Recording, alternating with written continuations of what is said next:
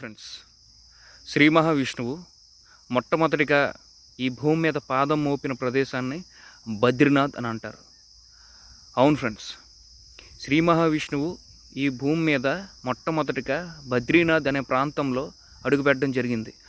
అక్కడే ఓం నమో నారాయణాయ అనే అష్టాక్షరి మంత్రం పుట్టింది. ఎక్కడైతే శ్రీ మహావిష్ణువు పాదం మోపాడో ఆ ప్రాంతాన్ని తపోభూమి అని పిలుస్తారు.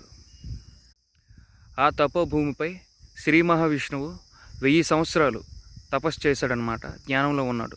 అప్పట్లో గంగోద్భవుడు అనే రాక్షసుని చంపడానికి శ్రీ మహావిష్ణువు బద్రీనాథ్ అనే ప్రాంతంలో తపోభూమి 1000 సంవత్సరాలు తపస్సు చేశాడు.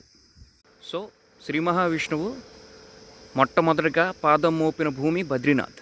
నిజమే ఫ్రెండ్స్, మత్స్య అవతారం నుంచి వెంకటేశ్వర అవతారానికి ముందు కూడా ఎన్నడూ